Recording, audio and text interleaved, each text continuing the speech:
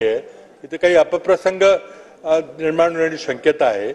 त्याचबरोबर आज महाराष्ट्रामध्ये पंढरपूरची वारी चाललेली आहे। एकादशी 17 तारखेला आहे। आता आपल्याला माहिती आहे की 10 लाख वारकरी या वारीमध्ये भाग घेतात, त्यातल्या निम्म्या महिला असतात। पण त्यांनी आता की वारी सोडून परत जायचं का 15 तारखेला अर्ज भरण्याकरता? त्यामुळे मला वाटतं की ही अंतिम तारीख आहे ती योग्य नाही आहे। ही योजना ओपन एंडेड पाहिजे। प्रत्येक महिलेचा अधिकार आपण दिला पाहिजे। ज्याप्रमाणे दिल्लीच्या यूपीए सरकारने अधिकारावर आधारित आम्ही कायदे केले होते तसा कायदा केला पाहिजे। ही योजना फक्त निवडणुकीपुरता आणण्याची पुन्हा बंद करायची योग्य नाही आहे। आणि त्याचबरोबर या योजनेमध्ये 21 वर्षाच्या वरील अविवाहित महिलांना घेतलेलं नाही, त्याला वगळलेलं आहे। त्यांचा काय दोष आहे? एखाद्या भगिनीचं जर लग्न झालं नसेल किंवा ती करणार नसेल तर तिला ही मदत मिळणार नाही। आणि त्याचबरोबर 60 वर्षाच्या वरच्या महिलांना त्यांना कोणी सांभाळणार नाही, त्यांनाही या योजनेतून वगळणं चुकीचं आहे। त्याचबरोबर मला वाटतं अध्यक्ष महोदय, माझी आपल्याला विनंती आहे की 15 तारीख अंतिम तारीख आहे, ही काढून टाकावी। कुठलीही तारीख त्यामध्ये नसली पाहिजे। हा अधिकार आपण देणार असाल तर मग कधी करायचा हा त्या महिलांचा विषय।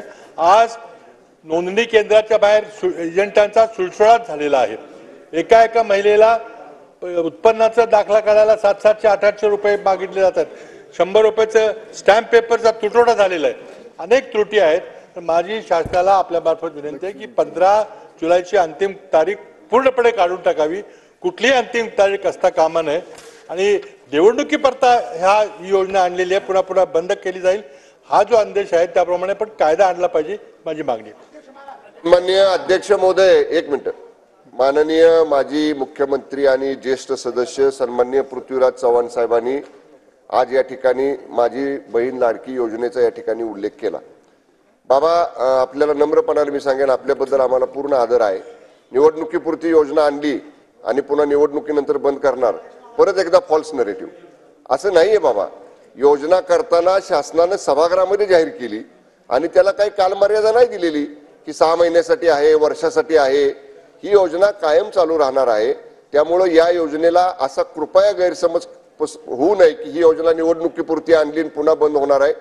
काही बाबी आहेत की ज्या बाबतीत आपण तारखेचा उल्लेख केला, गर्दी होती त्याचा उल्लेख केला, 61 ते 65 मधली जी गॅप आहे वयाची सिनियर सिटीजन पर्यंत जाईपर्यंत, या सगळ्या गोष्टींच्या बाबतीत माननीय मुख्यमंत्री आणि दोन्ही उपमुख्यमंत्री संबंधित विभागाच्या मंत्री श्रीमती तटकरेताई यांच्याबरोबर काल चर्चा झालेली आहे। याच्यात अधिक सुसूत्रपणा आणण्याच्या दृष्टीने माननीय मुख्यमंत्री दोन्ही उपमुख्यमंत्र्यांची चर्चा करून निश्चितपणे यात योग्य निर्णय घेतला जाईल। परंतु कुठेही महिलांची गैरसोय होणार नाही, महिलांना या योजनेचा लाभ मिळवताना त्रास होणार नाही याची पूर्ण दक्षता सरकार घेईल। अध्यक्ष महोदय, धन्यवाद अध्यक्ष महोदय। अध्यक्ष महोदय, मेरा आपसे एक रिक्वेस्ट है कि मेरे पैर में एक 4 फ्रैक्चर हो गया है, प्लास्टर बांध गए हैं, तो अध्यक्ष से बात करके अगर कोई मैं भाषण करता हूं तो मुझको बैठ के भाषण करने की परवानगी मिलनी चाहिए।